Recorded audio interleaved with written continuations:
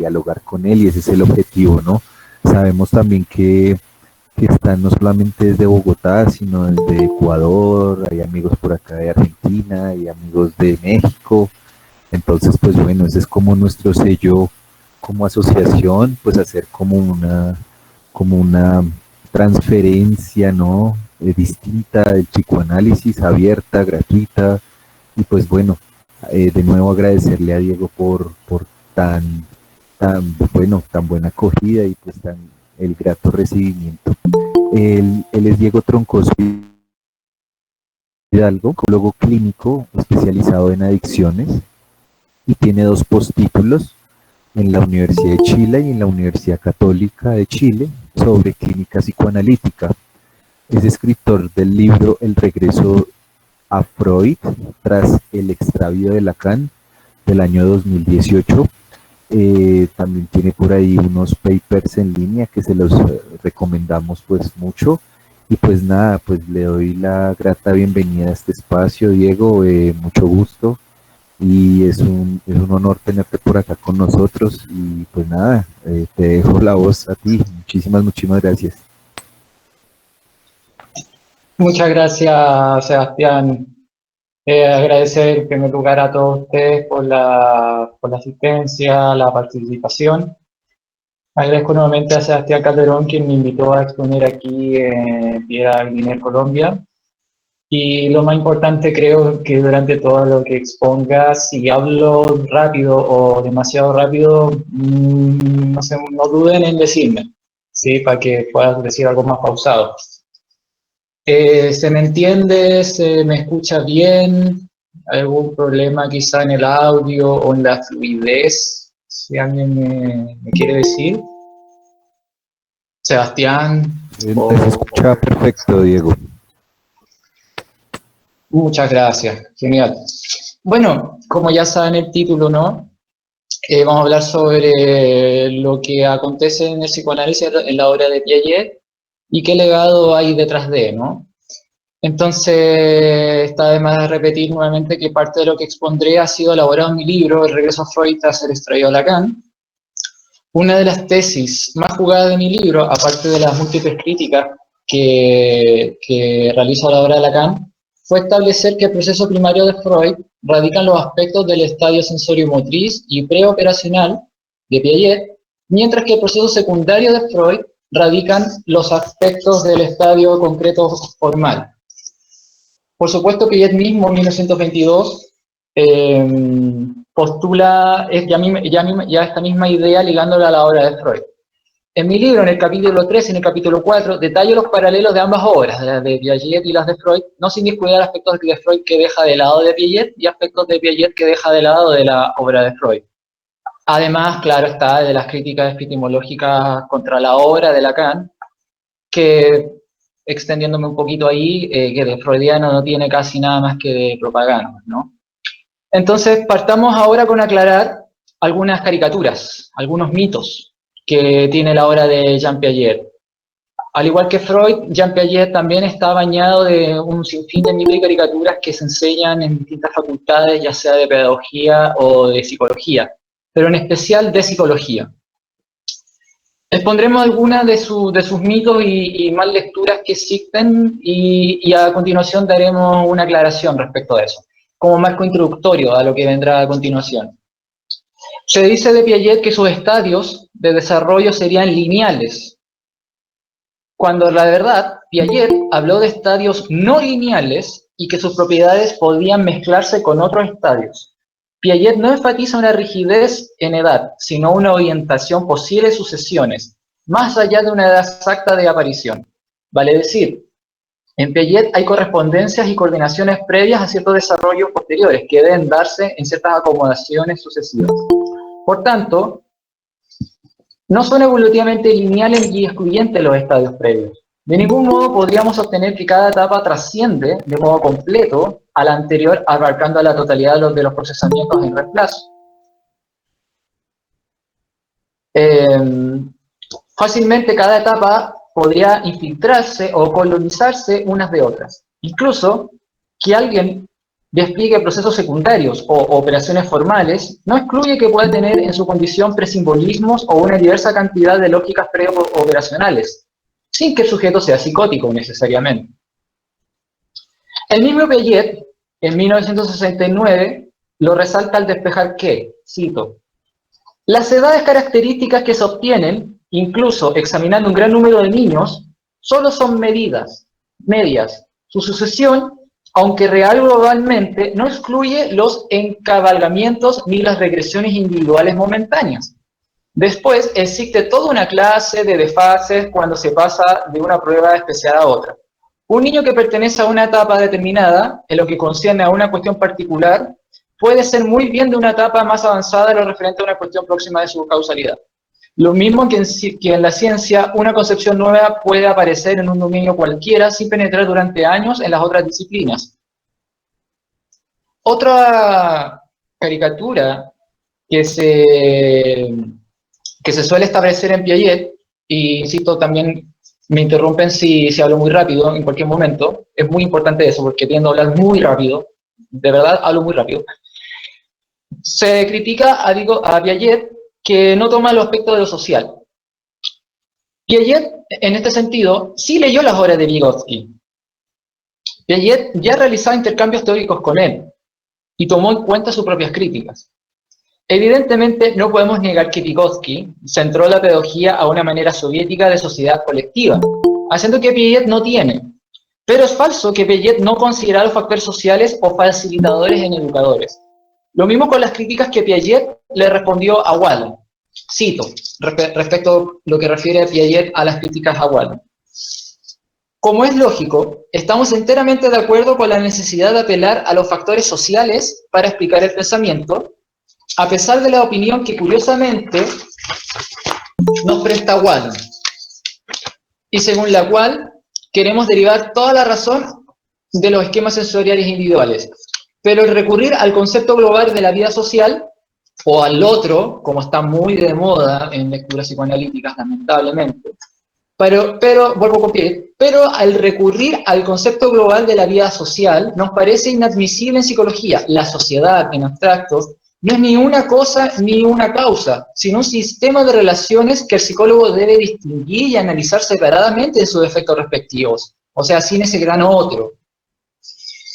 Es lo que nosotros hemos intentado hacer en cuanto a los efectos contrarios de las relaciones de cooperación y oposición en la formación de la lógica.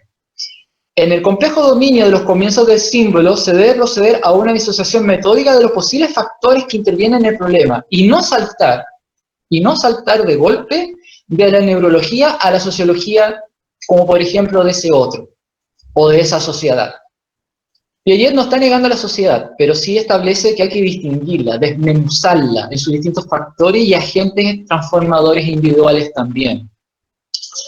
Otra caricatura, mito, que se establece a Piaget, al igual de las 1001 caricaturas que también existen de Freud, Piaget no cae lejos de eso, se dice que Piaget, como dijo Lacan incluso, Lacan estableció esa caricatura, en 1962, en 1909, Lacan establece esa caricatura, cuando intenta fallidamente criticar a Piaget, pero eso ya es para otro momento, si ustedes quieren, comento eso más al detalle.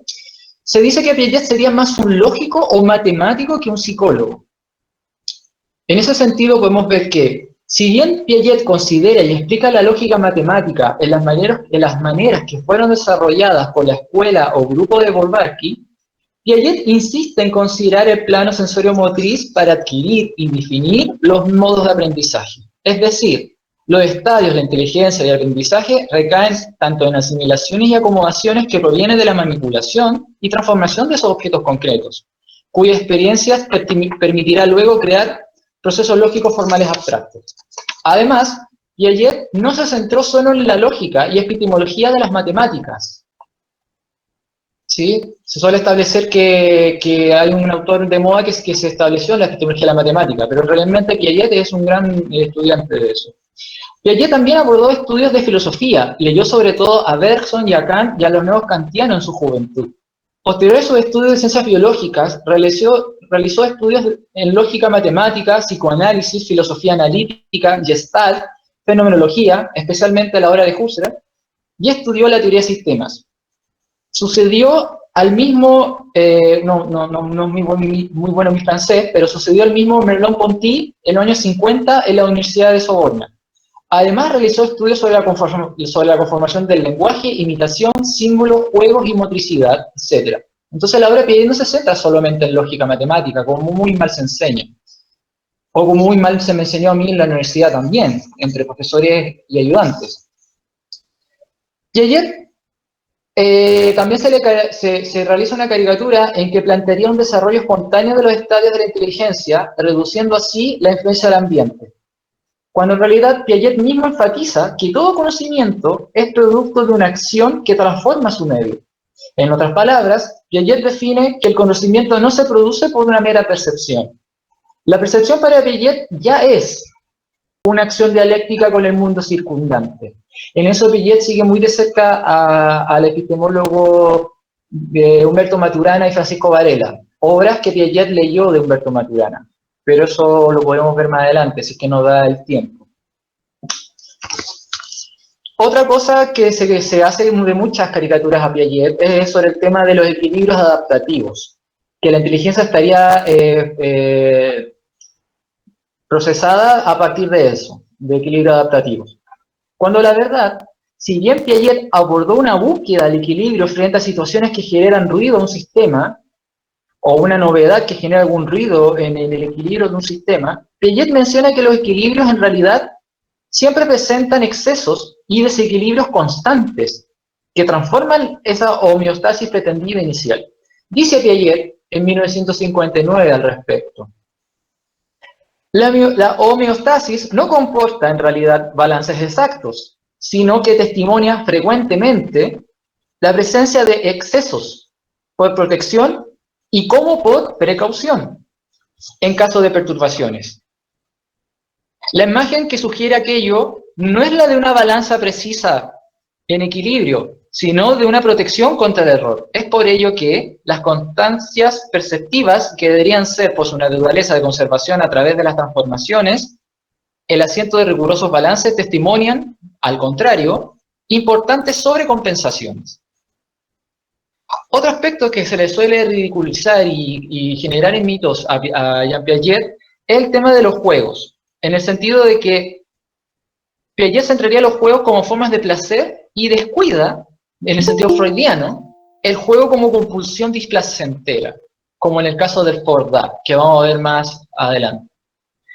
Si bien Piaget, al igual que Winnicott, enfatizaron la alegría del juego, el jugar y su placer, en vez de reducirlo únicamente a las fantasías del Edipo, a la represión sexual, a la sublimación de malestares, Piaget trabajó la obra de Freud más allá del principio del placer. Fue un ávido lector de Freud de esa obra. Abordando el tema de los juegos displacenteros en el yo, donde intenta ligar como placer para soportar una situación que termina repitiéndose en forma dolorosa. Cito a Piaget en 1946.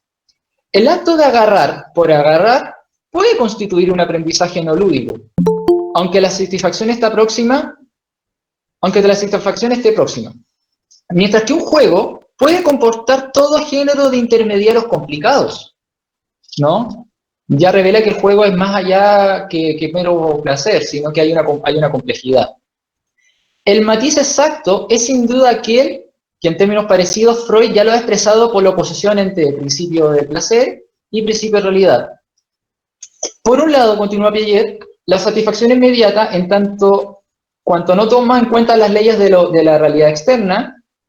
Del otro lado, la adaptación a lo real, implicando un elemento de satisfacción, pero subordinado a una especie de renunciamiento o de respeto de los datos objetivos. Sin embargo, una dificultad subsiste. Ciertos juegos, que hemos denominado juegos simbólicos de liquidación, consisten en reproducir simbólicamente acontecimientos manifiestamente penosos, con el único propósito de intentar digerirlos o asimilarlos. Situaciones análogas que el mismo Freud describió en el plano como situaciones anteriores al principio del placer. O sea, más allá del principio del placer, dice Piaget. Piaget sabe muy bien que hay de plano algo anterior al principio del placer. El bebé, como bien leyó Piaget a Freud, no genera el principio del placer, sino que hay algo más allá del principio del placer, que es la madre la que va ligándolo. ¿Sí? Bueno, eso está en detalle en mi libro, en dupla con Freud y Piaget. Pero es muy interesante que esa lectura que hacen analistas como Andy Green ya está en Piaget. Entonces continúa Piaget. Bajo la forma de repetición de un acontecimiento, aún penoso constituye el factor primario del juego, donde prima más allá de la búsqueda del gozo. Cierro la cita Piaget de 1946.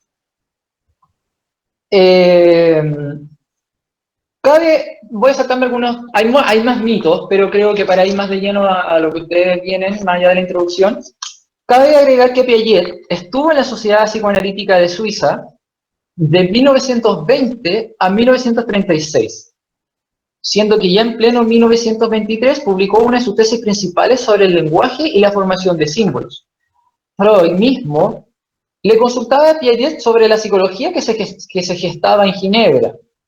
Por otra parte, Piaget mismo fue analizado durante 8 meses y estudió psicología infantil con Sabina Spielrein, quien influyó en Freud, ella, sobre la destrucción como causa del devenir, lo que Freud después empezó a utilizar como la pulsión de bueno. En la autobiografía que Piaget escribió en 1952, Piaget dice que descubrió el psicoanálisis después de haber defendido su tesis de doctorado sobre los moluscos.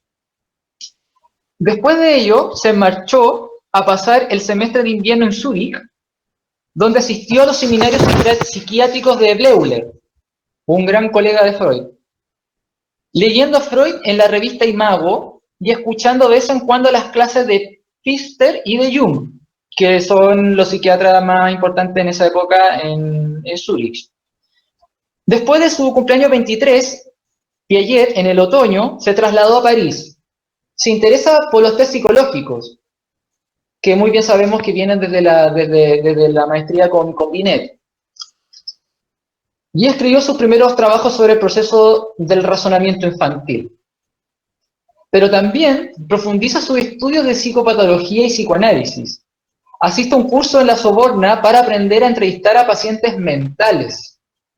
Y presenta su candidatura a la Sociedad Suiza de Psicoanálisis, donde fue admitido en octubre de 1920, con solo 24 años.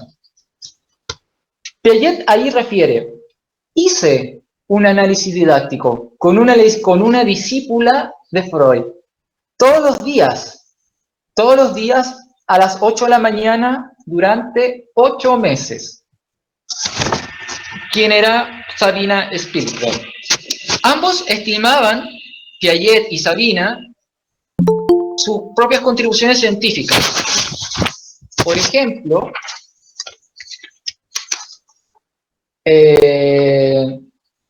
Sabina escribió sobre el desarrollo de la noción subliminal del tiempo en los niños. Trabajo de Sabina que tiene una clara influencia en Piaget, en 1923. Y por una nota en las publicaciones de la misma Sabina Spielrein, nos enteramos que ella asistió al curso de laboratorio de psicología que dio Piaget en el semestre de invierno de 1921 a 1922. Mismo periodo cuando le estaba analizando Sabina a Piaget. Y a la inversa, en este reconocimiento mutuo en sus trabajos, el primer libro psicológico de Piaget, El lenguaje y el pensamiento del niño, de 1923, parece estar ya muy influenciado por las teorías de Spielrein, ya que resumía las investigaciones que ella realizó respecto a la formación de símbolos.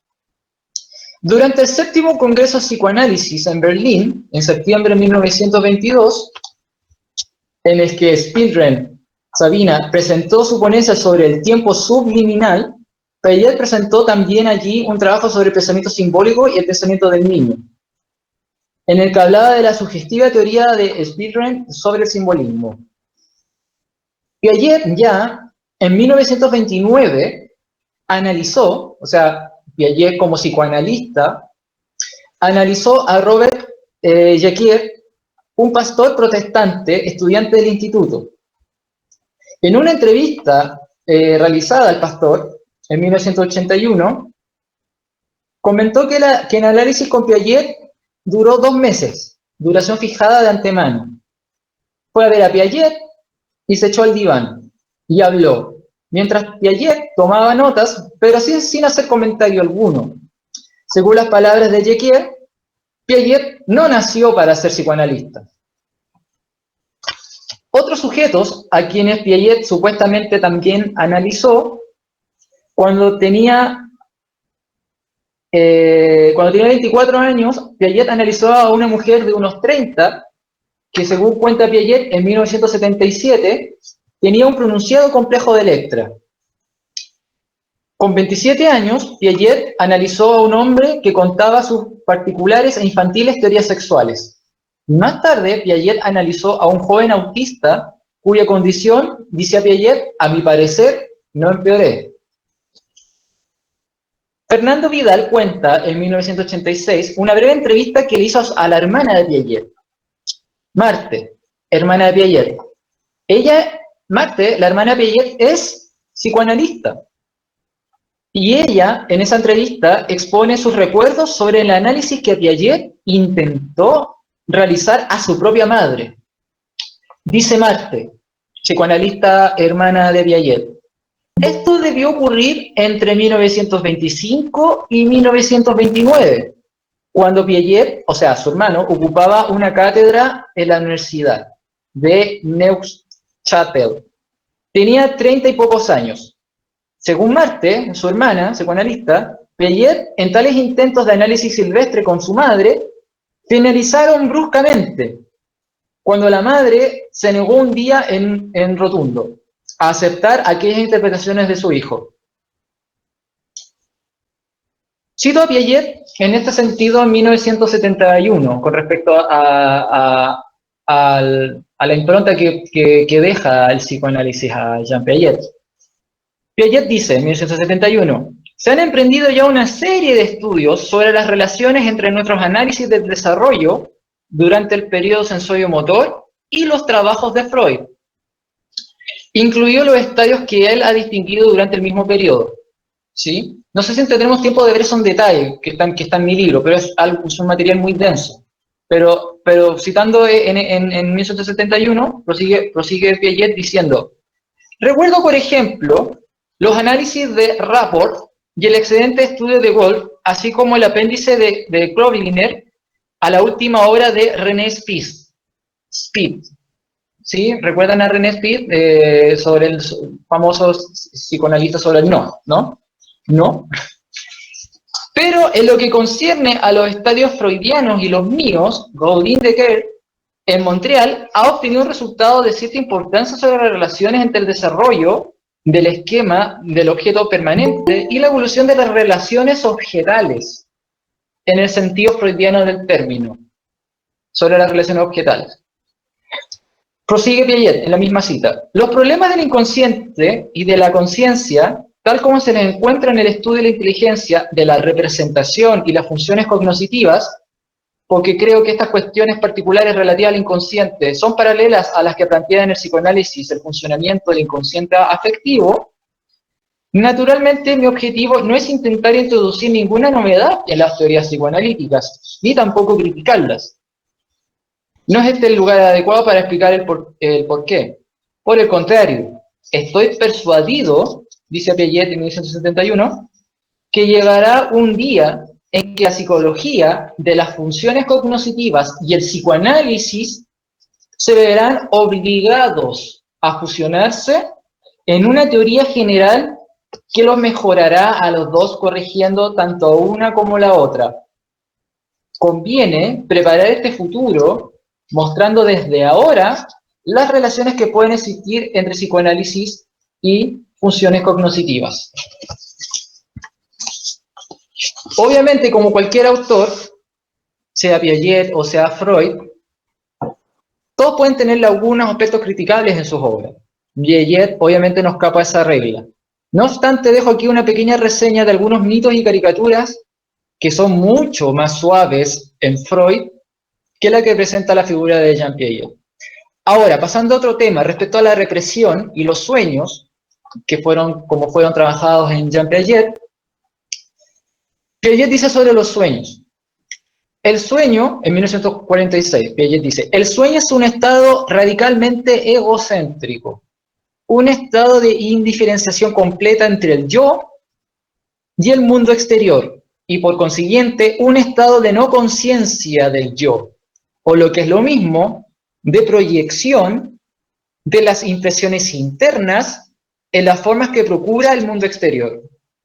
Supresión de la conciencia del yo por absorción imaginaria total del mundo exterior, es decir, por confusión. Piaget continúa, existen todos los intermedios entre estos dos extremos, puesto que el juego de imaginación o juego simbólico presenta toda la gama entre los símbolos análogos a los del sueño y los símbolos intencionalmente construidos y enteramente comprensibles para el sujeto. Se puede hasta decir que entre los 2 y los 4 años, cuando los símbolos situados a mitad de camino entre los extremos, es decir, entre la parte consciente y la parte inconsciente, son más frecuentes. Prosigue Piaget en el mismo artículo 1746. En el nivel del sueño, cuando el mismo yo ya no es consciente, no se concebiría que las tendencias reprimidas o las regulaciones mismas de la represión lo fuesen. Debe señalarse en cuanto a esto que las mismas satisfacciones simbólicas de tendencias reprimidas son a veces más transparentes en el juego que en el sueño. Excluye por esto mismo la conciencia del yo y la toma de conciencia de los mecanismos asimiladores. En este sentido, el principio freudiano, dice Piaget, continuó con la cita, es por lo tanto, perdón, esta cita de 1920, aquí estoy leyendo otro artículo de 1920 de Piaget sobre los sueños. En este sentido, el principio freudiano es, por lo tanto, siempre y cuando se establezcan en forma expandida, el sueño es un sistema coherente de asociaciones de ideas, de modo que cada término se asocia con el estado de vigilancia con términos nuevos, que en última instancia conduce al descubrimiento de conflictos psíquicos cada vez más profundos. Este principio es en cualquier caso fructífero. Continuemos con la cita de Piaget en 1946. Se pueden citar los sueños bien conocidos de castración, que son tan frecuentes en los adolescentes. Continúo con el artículo de nuevo de 1920 sobre los sueños. Piaget dice, vemos con este curioso ejemplo cómo un interrogatorio banal en un sueño de un sujeto que tenía curiosidad por comprender su sueño, inmediatamente sacó a la luz el famoso complejo de Edipo. Parece, por lo tanto, que Freud tenía razón al considerar a este último como constante en la vida inconsciente. Ahora, pasando a hablar de la represión en la obra de Piaget, algunas citas al respecto.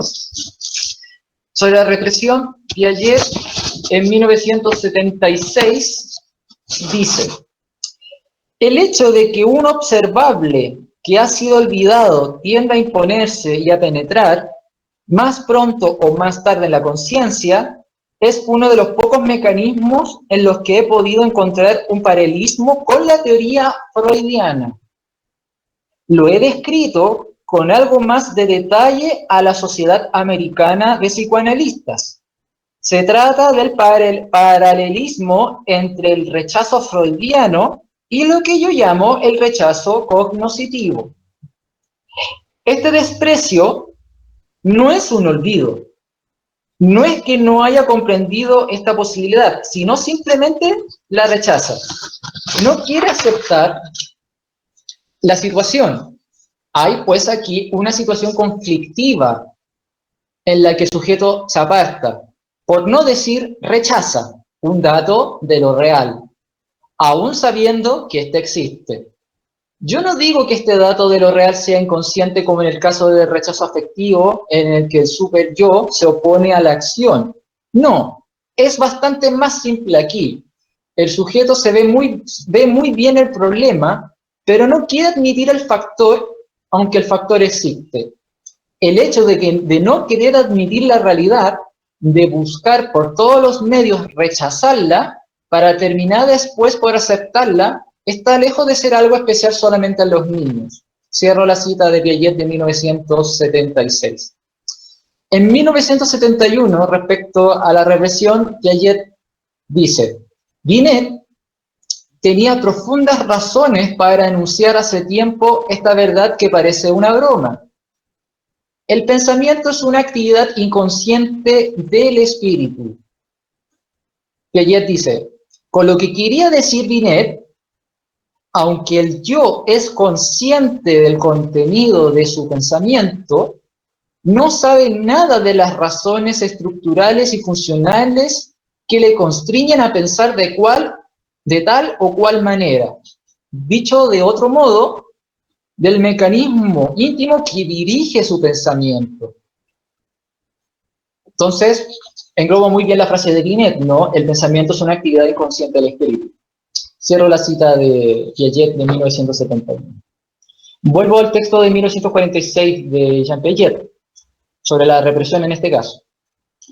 Dice Piaget: una tendencia reprimida es una tendencia que el sujeto no quiere aceptar y a la que rehúsa así toda acomodación a lo real. Es, por consecuencia, una tendencia arrojada de la conciencia, y es inútil invocar una censura que la mantendría ignorada, puesto que la represión, al rehusarle la posibilidad de acomodación, la considera inepta para ser consciente. Pero en este caso, el hecho de que una tendencia reprimida se satisface simbólicamente, se explica exactamente de la misma manera que el hecho de la traducción simbólica de un deseo cualquiera o aún de una impresión corporal. Cuando no están enlazados a la conciencia del yo, una tendencia reprimida, en efecto, por su situación misma, carece de acomodación y por consiguiente está disociada del yo consciente. Es decir, será necesariamente un sustituto simbólico. Es falsificar las cosas. Hablar, aún en este caso, de disfraz. Hay sustituto simbólico en la medida en que no puede haber realización directa del deseo, puesto que está reprimido. Y esta asimilación simbólica es inconsciente, simplemente porque es asimiladora, es decir, falta precisamente la acomodación a lo real. Si pueden ver, Piaget trabaja mano a mano su propia teoría de la asimilación y la acomodación con respecto a la represión en Freud, ¿sí? Prosigo con Piaget con respecto a la represión, 1946. Dice Piaget: ciertamente la falta de toda norma operatoria hace que el pensamiento simbólico permanezca prelógico y se contenta con el pensamiento intuitivo, con regulaciones de analogía a las regulaciones perceptivas, carente de reversibilidad operatoria.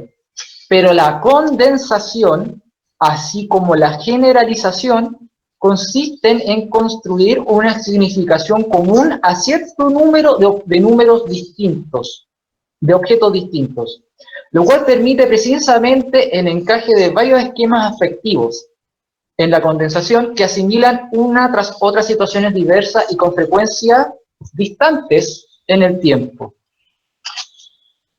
Sigo con Piaget. La identificación con el padre, según la expresión del psicoanalista, está más cerca de una especie de participación prelógica.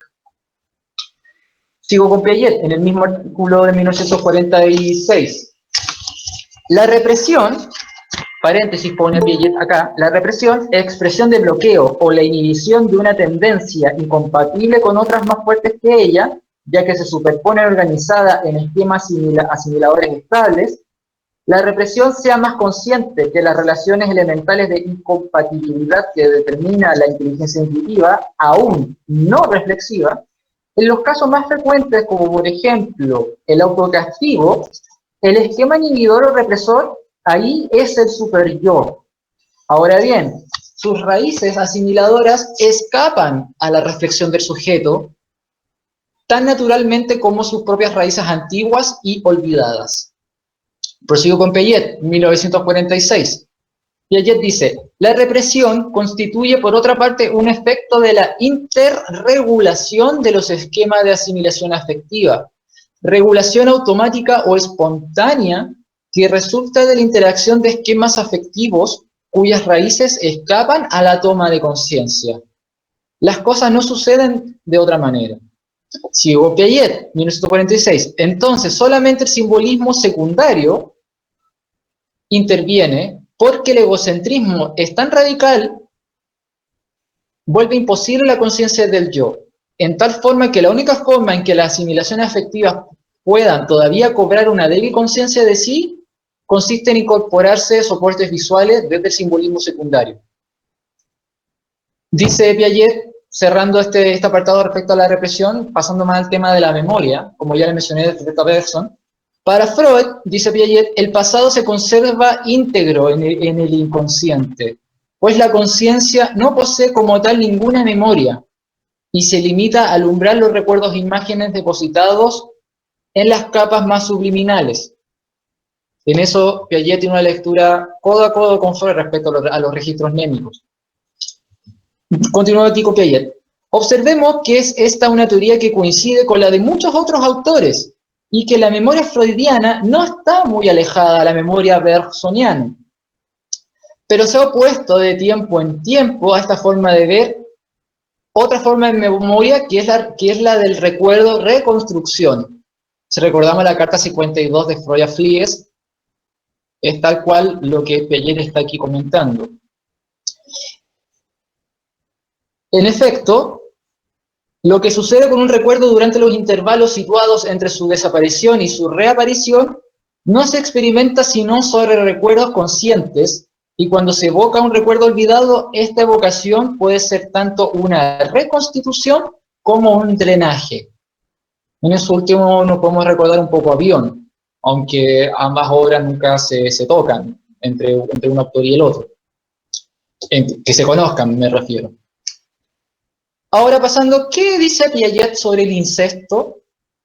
Piaget en 1950 sobre el incesto dice: la prohibición del incesto, citando o refiriéndose más bien al sociólogo Durkheim, la prohibición del incesto, Durkheim la retrotrae a la exogamia totémica.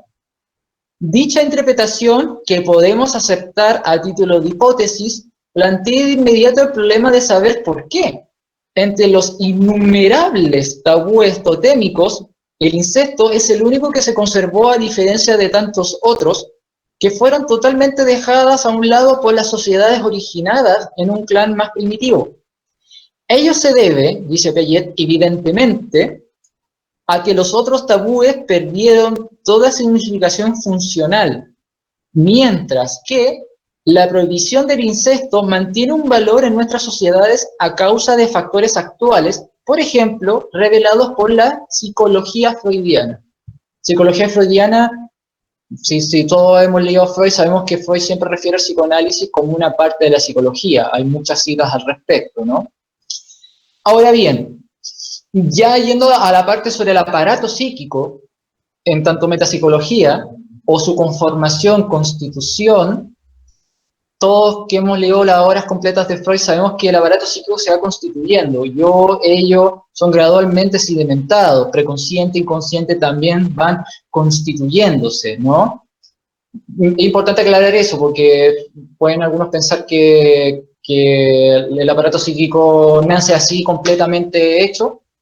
Entonces, para orientarnos en ese sentido, Freud dice en un primer momento, el yo y el ello coinciden, no siendo el primero, sino una parte especialmente diferenciada del segundo, refiriéndose al ello. Mediante esta manera, resulta decisivo el hecho de ser el yo una organización y el ello no. El yo es en efecto la parte organizada del ello, dice Freud en 1926. Por otra parte, Piaget, en 1964, considerando en principio el punto de partida de la evolución mental, no existe seguramente, aquí cito a Piaget, no existe seguramente ninguna diferenciación entre el yo y el mundo exterior. O sea, que las impresiones vividas y percibidas no están ligadas ni a una conciencia personal, sentida como un yo, ni a unos objetos concebidos como exteriores. Se dan sencillamente un bloque indisociado al comienzo. o como desplegadas en un mismo plano, que no es ni interno ni externo, sino que está a mitad de camino en ambos polos, que gradualmente se irán oponiéndose entre sí. Sigo con Piaget. Pero a causa precisamente de esta indisociación primitiva, todo lo que es percibido está centrado en la propia actividad. Aquí recordamos el trabajo del egocentrismo en Piaget. Todo lo que está percibido está centrado en su propia actividad. El yo se halla al principio en el centro de la realidad, precisamente porque no tiene conciencia de sí mismo. Y el mundo exterior se objetivará en la medida en que el yo se construya en tanto que actividad subjetiva o interior. Dicho de otra forma, continúa Piaget, la conciencia empieza con un egocentrismo inconsciente, mientras que los progresos de la inteligencia sensoria-motriz desembocan en la construcción de un universo más objetivo, dentro del cual el propio cuerpo aparece como un elemento más entre otros. Y a este universo se pone la vida interior, localizada en el cuerpo propio. Piaget en 1969 dice, tras proponer que mediante una actividad estructuradora continua, partiendo de un estado de indiferenciación caótica entre sujeto y objeto, en efecto, es el punto de partida de su evolución mental. El niño es arrastrado en sentidos contrarios por dos tendencias aún no armonizadas entre ellas y que siguen siendo relativamente indiferenciadas en la medida en que no ha encontrado el equilibrio que las relaciona entre sí. Por una parte, el niño está obligado a acomodar sus órganos sensomotores o intelectuales a la realidad exterior y a las particularidades de las cosas de las que tiene que aprender. Si hemos leído la obra completa de Freud en 1911 sobre las dos formulaciones del acaecimiento psíquico o el bloque mágico, es idéntico a lo que Piaget está aquí refiriendo en esta cita de 1969. Continúo con Piaget.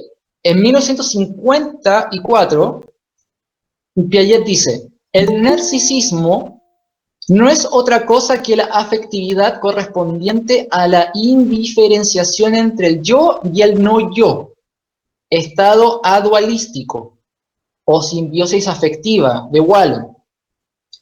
Sigue Piaget. Este narcisismo primario del lactante es claramente un narcisismo sin narciso. Un narcisismo sin narciso. Es correlativo a una causalidad no espacializada.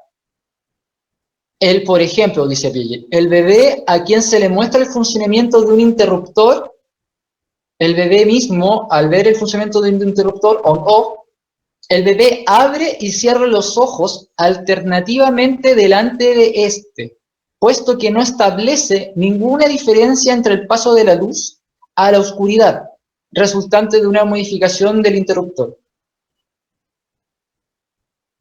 Volvemos aquí a encontrar la simetría entre el narcisismo afectivo y el egocentrismo intelectual. Piaget en 1964 dice que esta relación, el lactante comienza a interesarse esencialmente por su cuerpo, por sus movimientos y los resultados de tales acciones. Los psicoanalistas han llamado narcisismo a este estado elemental de la afectividad.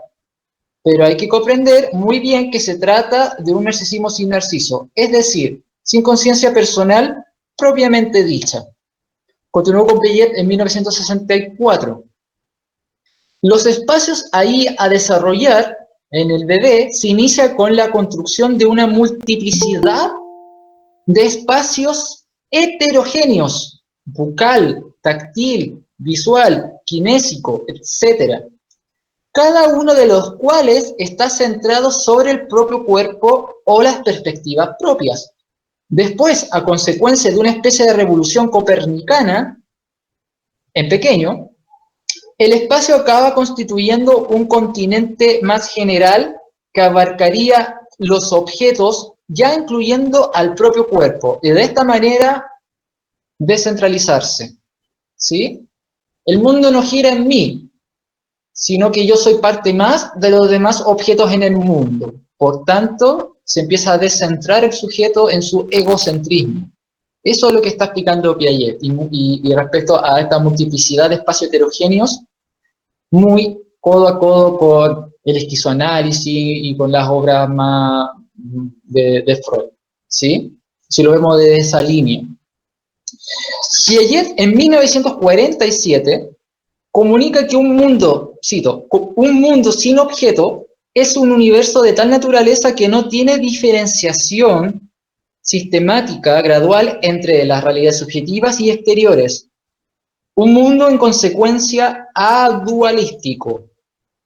Más aún, en los primeros estadios sensorio-motores, no podría siquiera hablarse de un espacio común a los diversos dominios perceptivos, pues hay tantos espacios heterogéneos entre sí como campos cualitativamente distintos, bucal, visual, táctil, etc.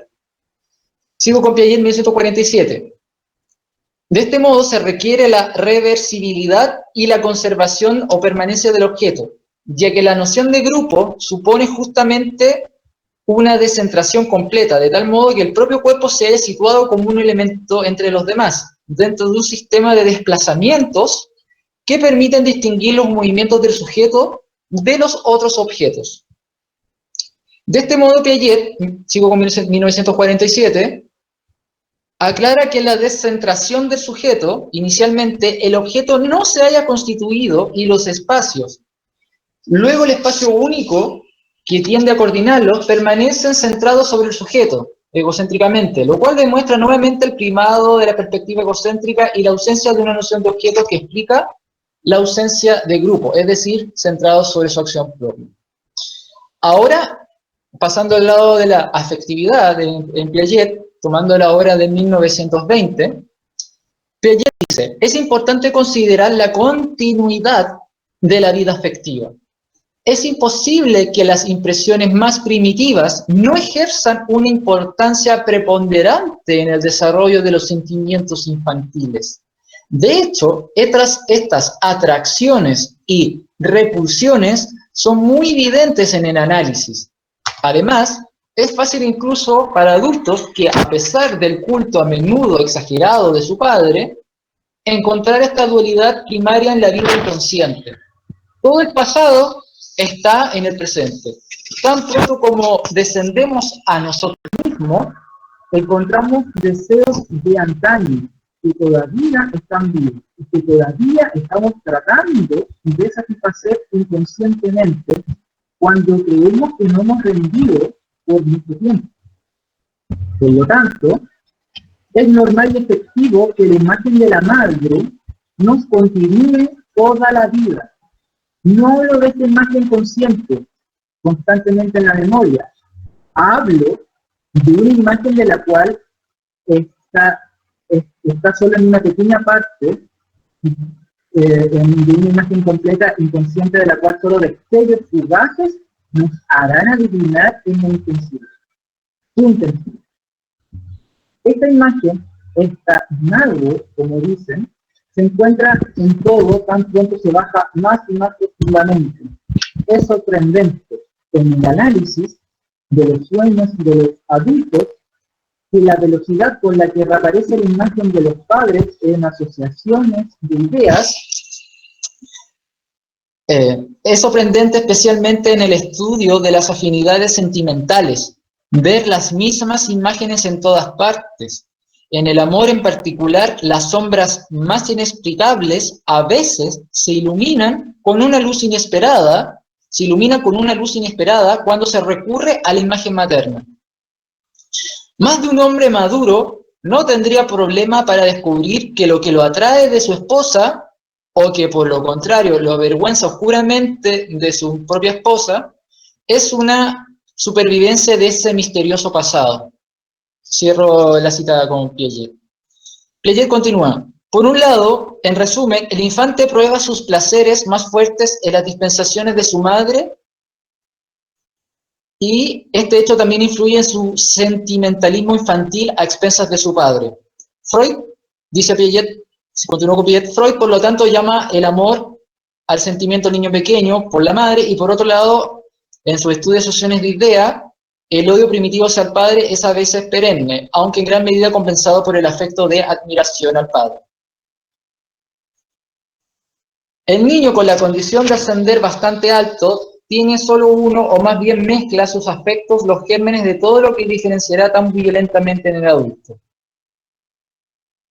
Freud, por lo tanto, eligió los términos sensuales y sexuales para definir las etapas. Podríamos haber elegido otros. Es una cuestión de palabras, pero por el solo hecho de que estas palabras son inusuales, nos obligan a pensar.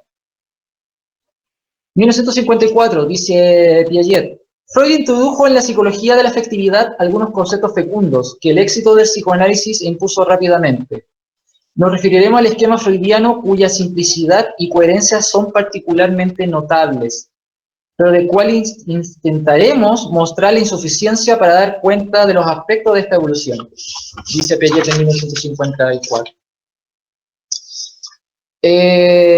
Creo que tengo que ir rápido, me voy a saltar varias cosas respecto, bueno, les indico, en 1954 Piaget habla sobre la primera fase de la libido que se dirige al propio cuerpo, sobre el estadio digestivo, la diferenciación periférica del estadio oral estadional. Después Freud en ese mismo artículo habla sobre la segunda fase que se dirige a la actividad del cuerpo en general, con el estímulo primario. Después Piaget habla de la tercera fase de la transferencia de la afectividad a distintos objetos exteriores, transferencialmente, con un desplazamiento de la afectividad y con su respectiva represión. ¿Sí? También Freud hace mención a la pulsión sexual y a la pulsión yoica respecto a la diferenciación en los estadios de desarrollo y las transferencias. Para ir más rápido, a ver, ¿qué otras cosas me puedo saltar? Una fijación del inconsciente, aquí dice Piaget en 1954, una fijación del inconsciente en el pasado. La afectividad es una energía que puede desplazarse de un punto a otro, de un objeto anterior a un objeto ulterior. Pero para explicitarlo de algún modo, puede decirse que la fijación en el pasado constituye los temas del inconsciente.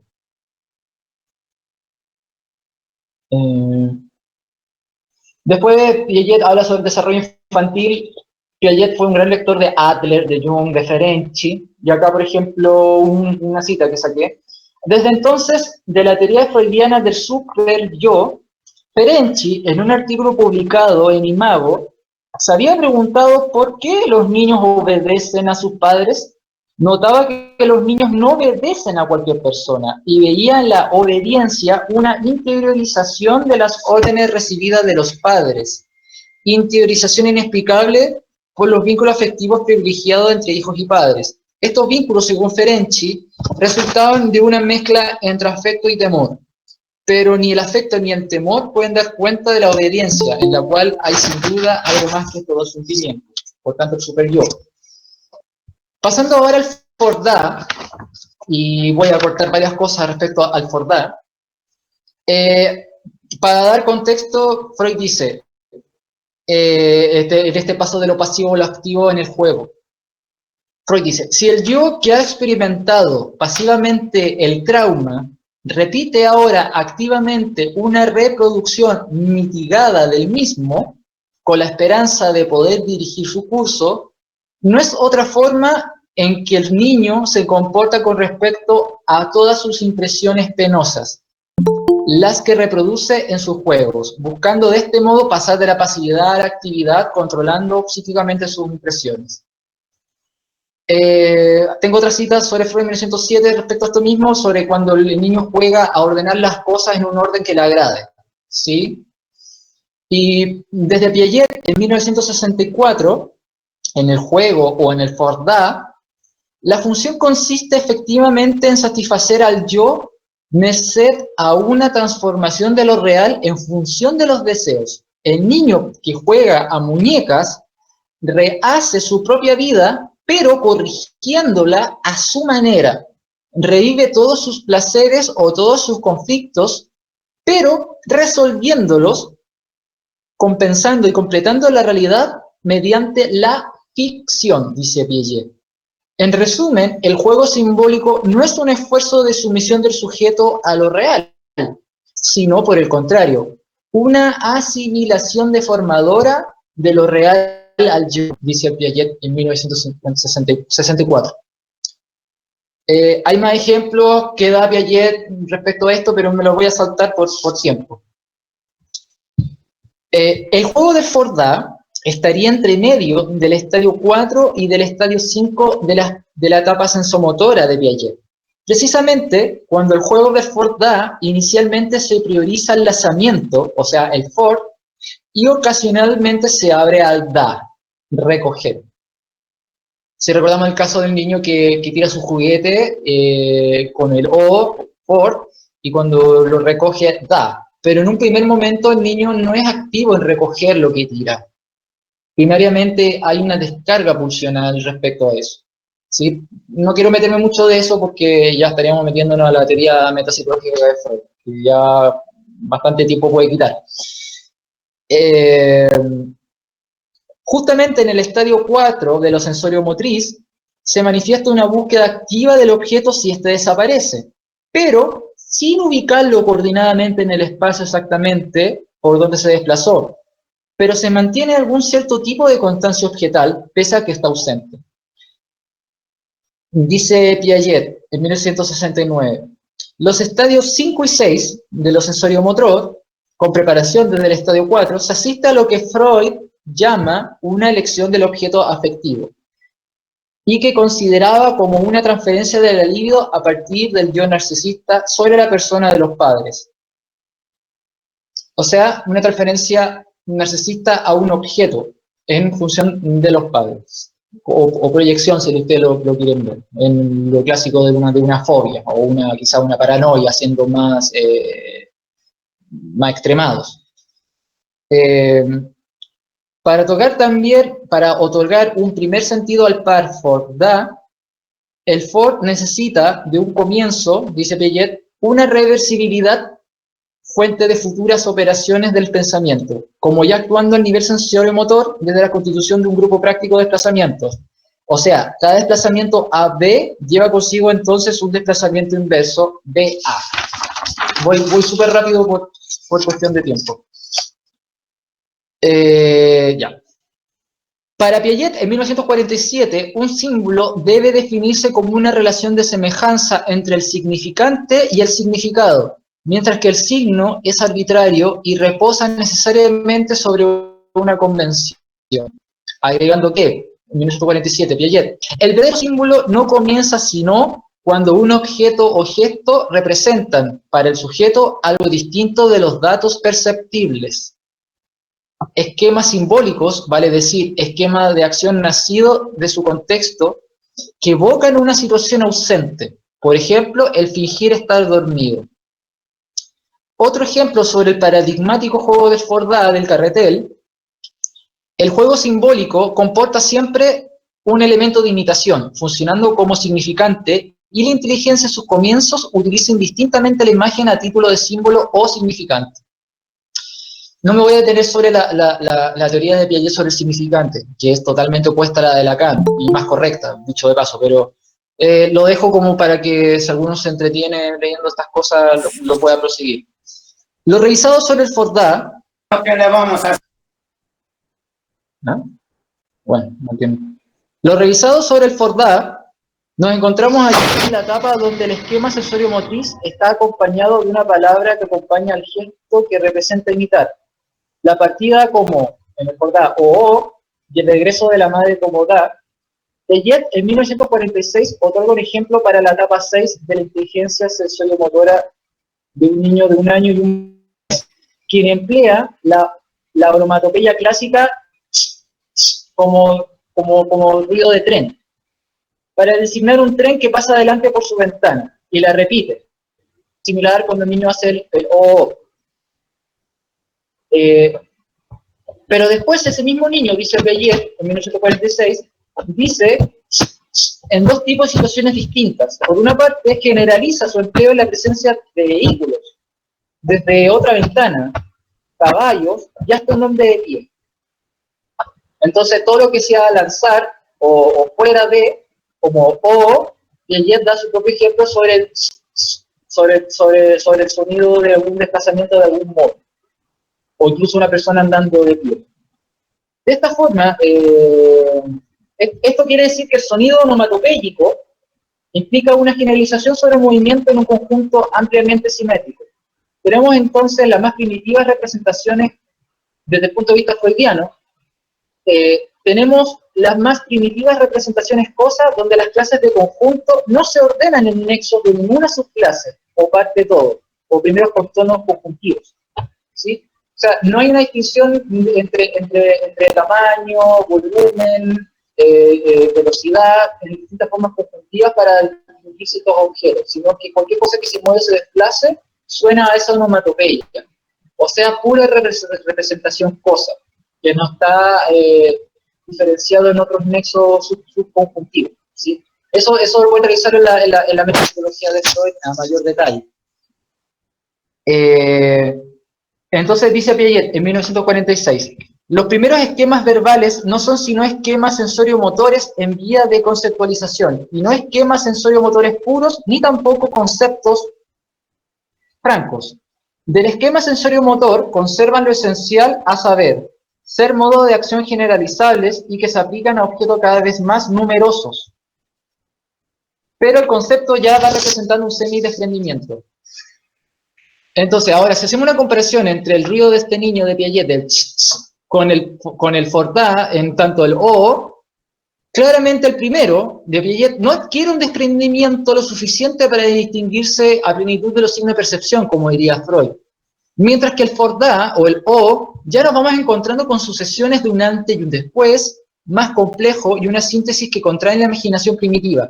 Un adentro y un afuera, y un placer y un displacer. O sea, se van conformando las representaciones cosas y van dejando de ser signos de percepción desde la mente de psicología de Freud. En otras palabras, va mano a mano ahí en esa misma lectura Piaget con Freud. Para ir ya finalizando con el tema del lenguaje y sus funcionalidades, para Piaget en 1940, el lenguaje, dice Piaget, ante todo, permite al sujeto el relato de sus actos, le procura a la vez el poder de reconstituir su pasado y por consiguiente de evocarlo en ausencia de los objetos a los cuales se referirían sus conductas o eventos anteriores.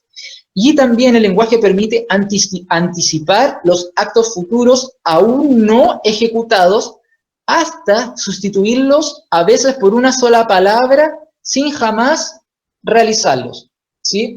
Piaget habla del pensamiento acelerado del niño cuando logra imaginar anticipadamente ciertas escenas tan aceleradamente que se le activa una señal de angustia del yo, por ejemplo. Es tan veloz la señal de angustia en el yo por la imaginación en aceleración que logra hacer el niño o el adulto que no percibe conscientemente eso. En resumen, eso es lo que está tratando de hablar Piaget, aquí yendo más rápido. ¿Sí? Y lo más importante, llega a un nivel en que ya evocando una sola palabra, puedo anticipar o rememorar aspectos que incluso no ejecute a futuro.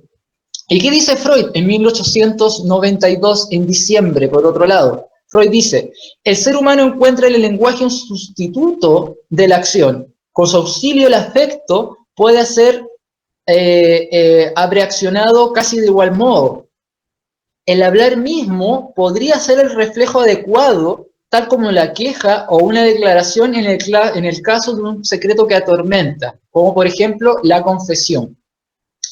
Cuando no llega a producirse tal reacción por medio de actos o de palabras, y en los casos más leves por medio del llanto, como una descarga, el recuerdo del suceso conserva su principio de acentuación efectiva. ¿Qué es lo que Freud habla sobre la talking cure y el nacimiento del psicoanálisis respecto a poder reemplazar la acción motora por palabras? Ahora bien,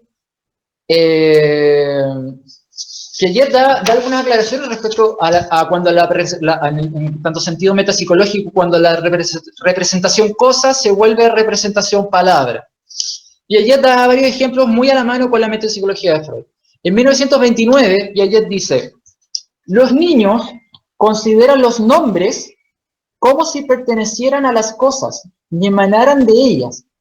Da ejemplo Piaget en 1929. Durante la segunda etapa del estadio, del estadio, o sea, entre los 7 y los 8 años, los creadores de las cosas inventan nombres, Dios o los primeros nombres. Es por ello que la incapacidad de disociar los nombres de las cosas es muy curiosa. Piaget da el ejemplo. Una niñita de 9 años preguntó, papá, ¿existe realmente Dios? El padre le contestó que no era muy seguro, a lo cual replicó la niña, debe existir realmente, ya que tiene un nombre. Pat, un niño de 10 años, le pregunta a su madre, antes de tener el sol su nombre ya existía. Sí, le responden. ¿Cómo se llamaba? Sol. Sí, pero ¿existía antes de ser llamado Sol? Finalmente, dice Piaget, en 1929, hasta la edad de los 10 años, todos los nombres contienen la idea del objeto.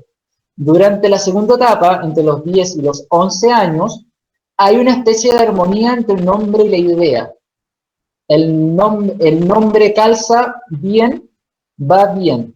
Es decir, que la idea del objeto está aún presente en alguna medida, pero podrían haber elegido otros nombres. O sea, la palabra se vuelve cosa. No hay un desprendimiento simbólico, sino más bien a manera de representación cosa. O para el lenguaje lacaniano, el significante, siendo muy forzada la comparación errada que estoy haciendo en esa última.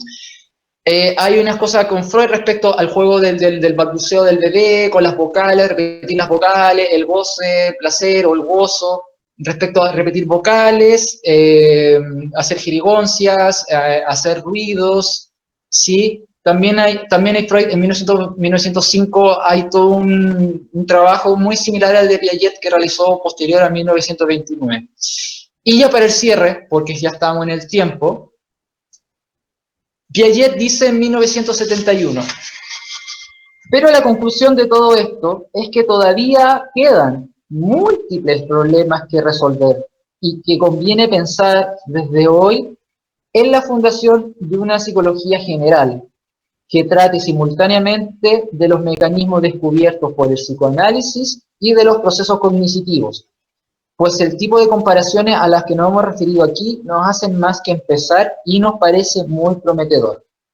Parece innegable que esta doctrina, Freud, de la cual terminamos aquí la exposición demasiado rápida, es de gran interés, dice Piaget. Plantea nuevos problemas, tiene una riqueza considerable en visiones sugestivas, ofrece un método de investigación, en resumen, ella tiene lo que necesita para vivir, dice Piaget en 1920. Podría hablar de otro ejemplo sobre diagnóstico, sobre lo psicomotriz, más en detalle, sobre Maturana y Varela, sobre la lógica de Aristóteles y Oriente, sobre Piaget, pero creo que ya estamos en el tiempo. Le agradezco a todos los que se hayan mantenido. Alguien me interrumpió o algo se interrumpió, escuché un ruido muy extraño, pero le agradezco a todos los que están aquí y eso, no sé qué más puedo agregar, solamente darle las gracias a todos por su compañía.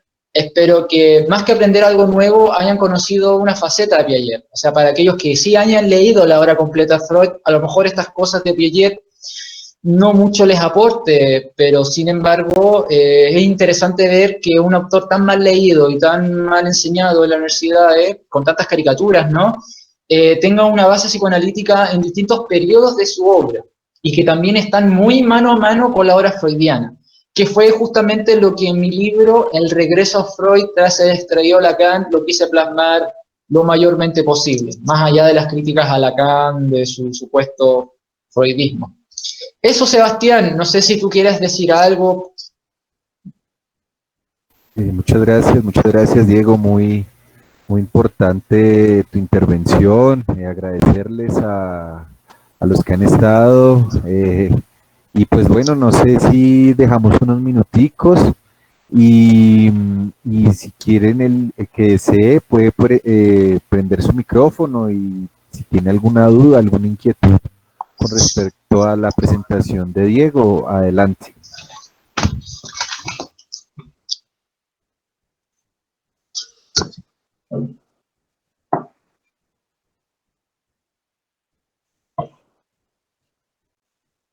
Si hubo algo que quizás no se escuchó bien, porque a lo mejor hablé rápido o se cortó la señal, quizás. Si es que tienen dudas o preguntas o comentarios, tampoco es obligación, ¿no? Solo les agradezco a cada uno de ustedes su presencia.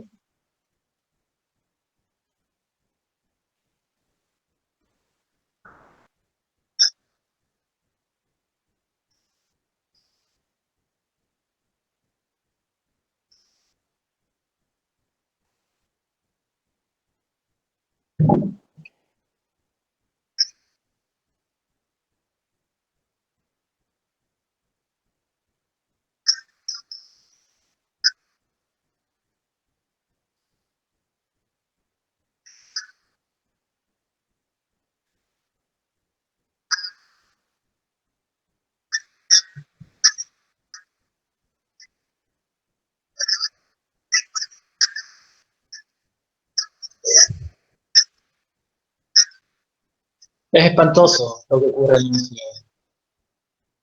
Sí. Muchas gracias, María, por el comentario y la pregunta. A ver, efectivamente en mi universidad también Piaget se enseñó como estadio 1, estadio 2, estadio 3, estadio 4 y listo, todo lineal, Piaget era un matemático. Yo tuve un profesor lacaniano en la universidad que enseñaba primera infancia y lo enseñaba horrible Piaget. También había un ayudante que también repetía las mismas caricaturas, también lacaniano. Y muy lamentable, y cuando yo escribí mi libro, El regreso a Freud tras el extravío de Lacan, comencé a leer, bueno, primero que nada la obra completa de Freud, completa, no parcial, completa, y empecé a leer a Piaget porque me interesaba mucho la psicomotricidad. Y cuando empecé a leer a Piaget me daba cuenta que muchas cosas del desarrollo del lenguaje y el desarrollo del lenguaje de Freud habían cosas muy en común. Y con respecto también a la psicomotricidad de Freud, en sus obras como proyecto, muchas cosas en común con Piaget. Y como que de repente tuve la suerte de haber leído algunas cosas de Piaget por mi cuenta y la empecé a reunir. Y la empecé a solidificar más y más en mi libro. Obviamente no todo lo que les puse hoy aquí está en mi libro, pero buena parte sí. Eh, a mí Piaget me interesa mucho porque fui descubriendo mucho material respecto a esto. Bueno, Maslow, también un autor que he leído y me he maravillado, no porque me guste Maslow o me guste la psicología humanista, probablemente tal, pero cuando empecé a leer a Abraham Maslow, este famoso psicólogo humanista, tiene una gran lectura freudiana. Tiene una muy buena lectura freudiana y publiqué algo en mis redes sociales respecto a eso. También he leído otros autores, por ejemplo, Varela, Francisco Varela, un epistemólogo chileno bien famoso. También otros autores de otras corrientes como, bueno, desde toda la filosofía francesa, ¿no? Llama mucho, bueno, Jean-Paul Sartre también. Entonces me he dado cuenta que muchos autores tienen una afinidad con Freud y el psicoanálisis en general. Y eso enriquece mucho porque uno puede tomar el legado de Piaget desde este lugar sin descuidar también que Piaget realiza muy buenas críticas a Freud, comprendiendo que es de la época también. O sea, todo psicoanalista o toda persona que lee psicoanálisis, hay un monto de crítica a Freud porque es obvio, no podemos tomar ortodoxamente cada palabra, frase que diga Freud. Y Piaget hace lo suyo también, y son críticas muy justas, y que son retomadas por todas las escuelas psicoanalíticas, básicamente, ¿no? Y también están muy mano a mano con Didiancier, con el Diopiel, y todo se puede complementar, a eso quiero llegar. ¿Sí? Para mí la obra de Piaget es absolutamente complementaria. Como lo dije al inicio, proceso primario y Freud equivalen, se asemejan muchísimo a lo que es en Piaget sensorio-motriz y operacional eh, ah, preformal. ¿Sí? No, ¿cómo era? Preoperacional, sí. El proceso primario freudiano es sensorio motriz y preoperacional, mientras que en Freud el proceso secundario equivale a lo que Piaget desarrolló en operación concreta y operación formal. Incluso Freud en 1895 hace un trabajo sobre cognición y atención y desarrollo cognitivo y de razonamiento muy profundo que Piaget sigue muy de cerca también. Que era algo de los que quería más o menos leerles, pero en verdad es muy denso, implica una lectura muy metódica de Freud.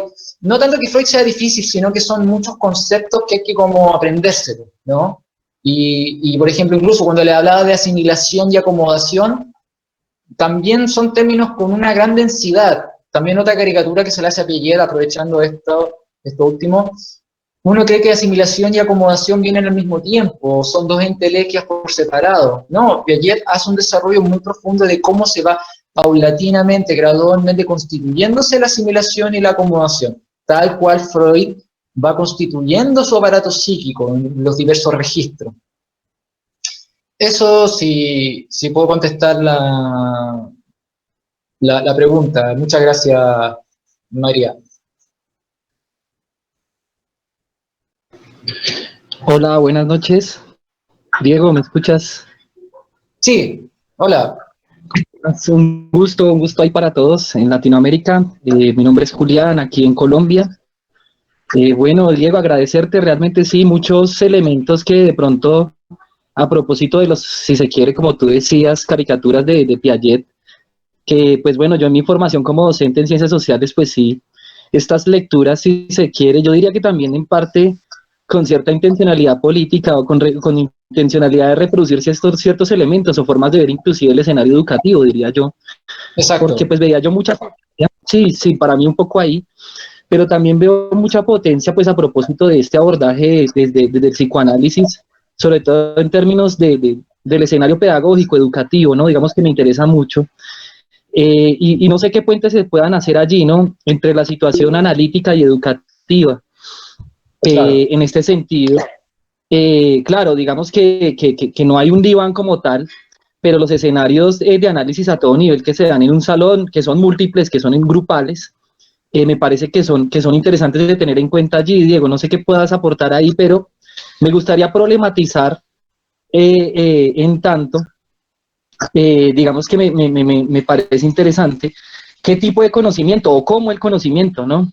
Más que qué conocimiento, cómo el conocimiento en la escuela, cómo ese encuentro con el conocimiento, sobre todo si tenemos en cuenta estos elementos, si se quiere ilustrados o esta tendencia de ilustración moderna que un poco se quiere generar en la escuela y la posibilidad de encuentro con el conocimiento un poco si tenemos en cuenta como acción, ¿no? Y como una acción descentrada del preestablecido, si se quiere, ¿no?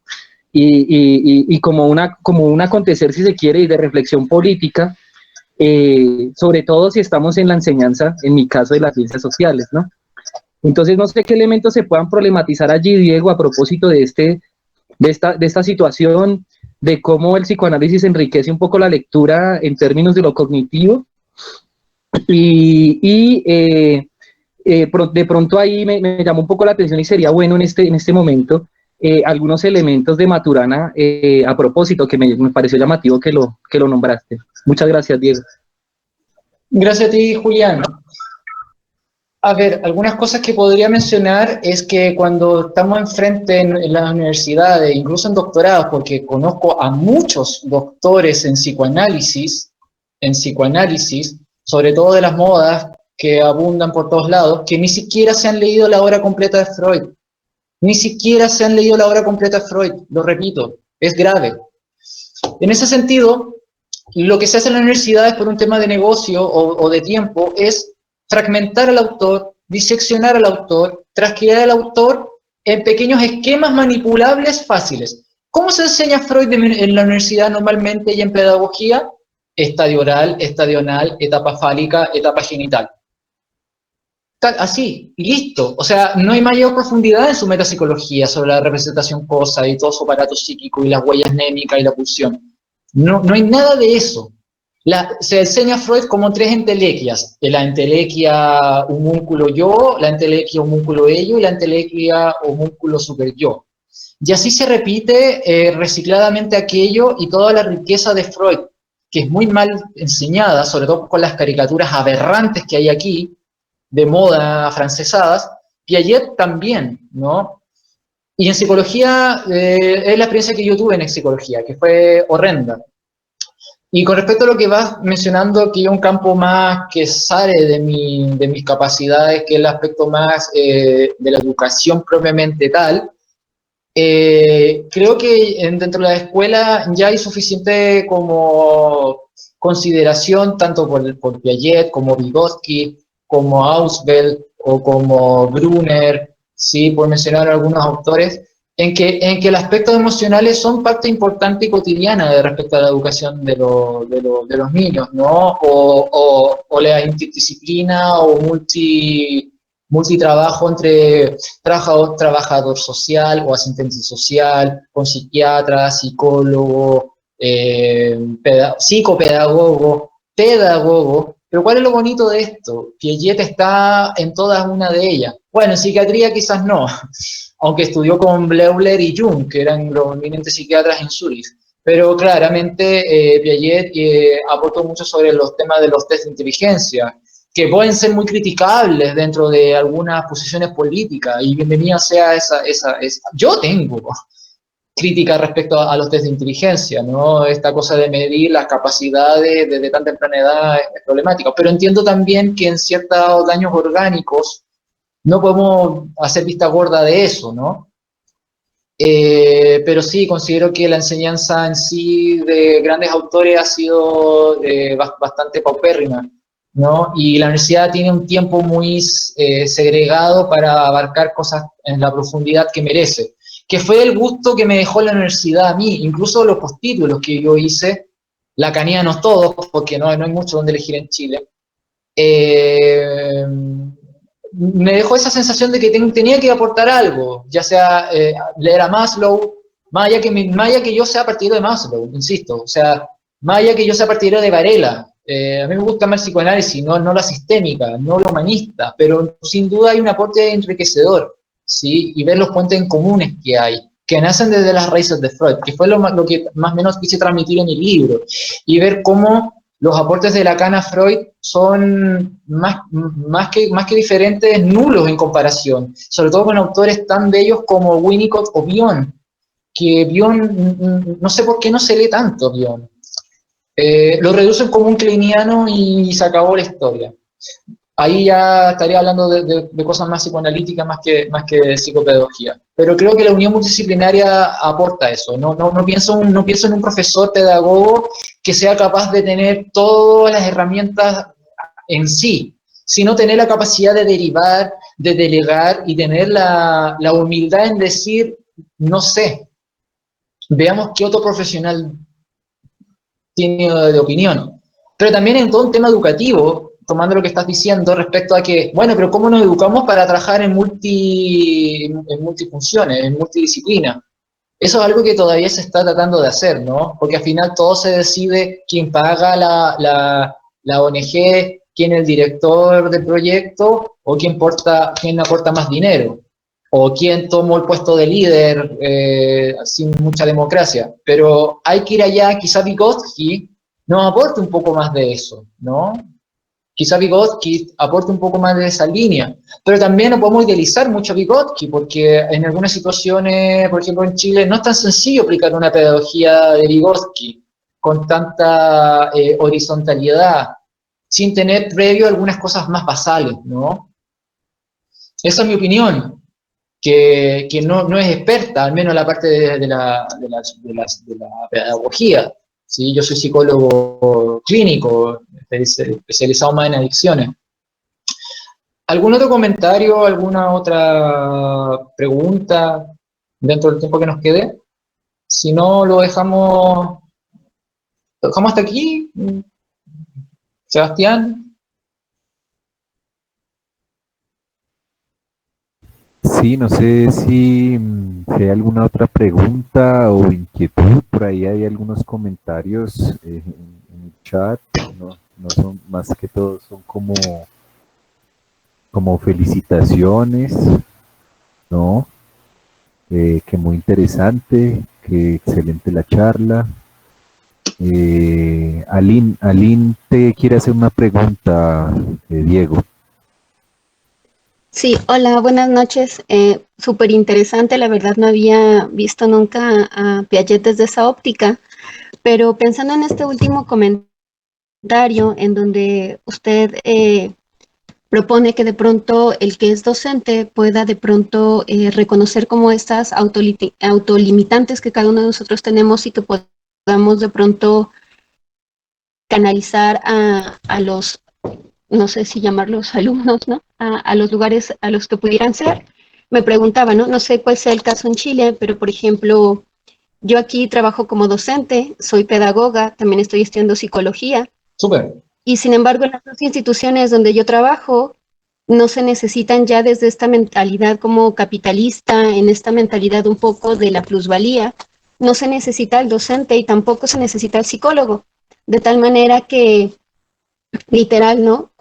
Ellos consideran que cualquier persona con un título universitario puede dar cátedra a cualquier nivel, ¿no? Tengo compañeros en el Tecnológico de Monterrey donde doy clases que no son docentes, no tienen como esta formación y que de pronto la misma institución piensa que si te dan como un curso, ¿no? Te voy a enseñar 2 técnicas didácticas y listo, ya estás preparado para poder dar sesiones, ¿no? Trabajo también en un colegio en educación secundaria y lo mismo sucede desde la empresa, ¿no? No necesitas ser pedagogo, no necesitas ser normalista, no necesitas ser psicólogo, solamente necesitas aprender a leer y escribir y poder leer lo que te dice Santillana en una plataforma digital, lo reproduces con los alumnos y listo, ¿no? Y lo mismo está sucediendo, me parece, incluso para las cuestiones emocionales, ¿no? En el Tecnológico de Monterrey con esta cuestión de mindfulness, de atención plena de estas universidades de bienestar. Lo mismo sucede en Santillana con estos otros programas que tienen que ver con cómo evaluar al alumno para que se sienta bien, ¿no? Entonces, en ese sentido, ¿cómo podríamos de pronto, no sé si decirlo desde las academias, no sé si decirlo desde el pensamiento filosófico, no encuentro como la palabra para definirlo, pero cómo podríamos proponer una posibilidad de educación, así como usted la pudiera vislumbrar a raíz de este comentario que le hacía Julián, si tomamos en consideración justamente una sociedad donde lo menos importante, me parece, somos los docentes, los pedagogos, los normalistas, en tanto que, repito, cualquiera puede hacer nuestra actividad, ¿no? Cualquiera que apuesta en ello sepa leer y escribir y pueda reproducir instrucciones un poco de tipo conductual, ¿no? Tú vas a aprender a hacer eso y se lo vas a repetir al alumno y el alumno lo va a repetir y entonces todos aprendemos, ¿no? Entonces, ¿cómo podríamos de pronto proponer, impulsar una educación que fuera orientada hacia lo que usted mencionaba? Gracias. Claro, es como menciona esto de repetir, memorizar, algo que ocurre todavía en las universidades y mucho, porque uno cree que en los colegios ocurre aquello, no, en la universidad también ocurre mucho de repetir y memorizar. Piaget es polémico en ese sentido en cuanto a su desarrollo de un proyecto educativo, porque Piaget pone al sujeto como que su propia acción transforme su medio. En ese sentido, Piaget aporta una pedagogía activa en su conocer, que construya su conocer, es constructivista en su quehacer. No es cognitivista Piaget, como Marx se dice, Piaget es constructivista, que puede delegarse funciones cognitivas desde ese umbral, claro que sí, como también psicoanalíticas, ¿no? Creo que depende mucho también de cómo se van especializándose las funciones laborales. Como cité ahí en un momento a Durkheim respecto al incesto, Durkheim, si mal no estoy, habla respecto a la especialización de las funciones en donde ya no se necesita una mano de obra que sepa de todo un poco, sino que sepa solamente de una sola cosa mecánicamente. Y así van funcionándose y organizándose de forma más sencilla las diversas esferas sociales y laborales en la posterioridad.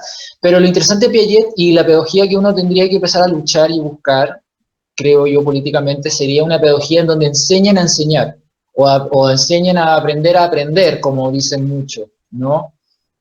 Porque es así de simple. Si yo no sé matemáticas a gran nivel, pero al menos sé aprender a aprender. Entonces, si tuve una mala pedagogía, si en los colegios no me enseñaron lo más importante, bueno, al menos tengo una herramienta que me podría servir para un montón de otras situaciones, ¿no? Porque a mí Piaget, tanto profesor lacaniano como ayudante lacaniano, me lo enseñaron pésimo. Tuve alguna herramienta de poder aprender a aprender, que el motor afectivo fundamental era la pasión o la motivación de aprender. Más allá de eso, me permitió un autor que no sé nada, o prácticamente cero, poder conocerlo a este nivel. Y me falta mucho más por conocerlo. O sea, Piaget es una obra extensísima, mucho más extensa y compleja en alguna medida que la de Freud.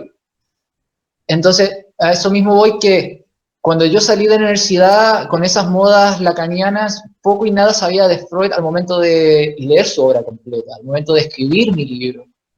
Pero uno aprende por sí mismo, construye su propia forma metódica de aprender.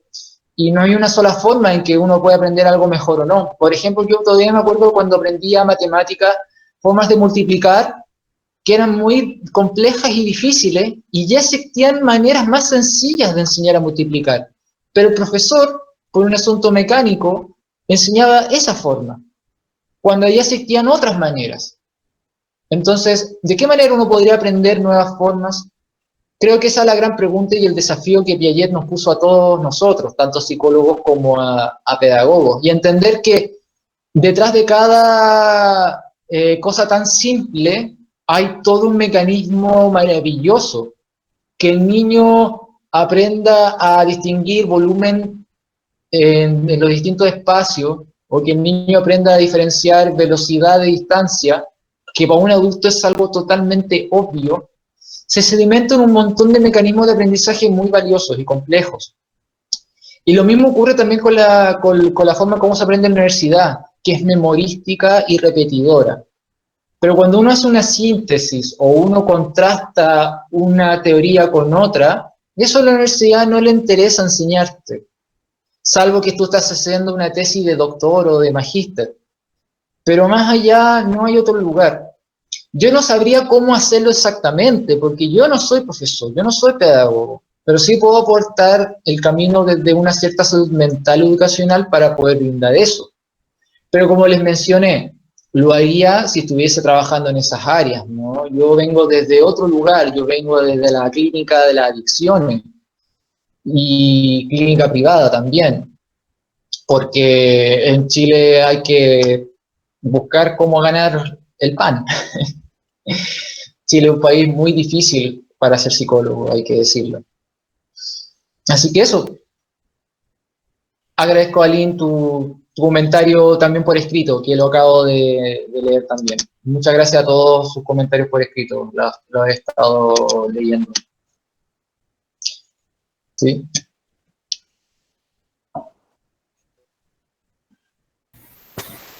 Bueno, Diego, yo creo que dar por finalizado el espacio, agradeciéndote mucho las claridades a las preguntas y pues bueno, queda este espacio abierto, Diego, para una próxima ocasión que sin duda esperamos que sea así. Perfecto. Gracias a todos ustedes por la atención. Espero quizás verlo en otro momento sobre un tema parecido a este o en otro, o hablar de mi libro, El regreso a Freud tras ser extraído de Lacan. Recomendadísimo, ¿no? Hago una lectura de Freud en su obra completa, contrastándola con Lacan, y que Freud no tiene nada que envidiar por sí misma a Lacan, muy por el contrario, ¿no? Y fundamentándola con las convergencias con Piaget, Bion y Winnicott, entre otros autores importantísimos.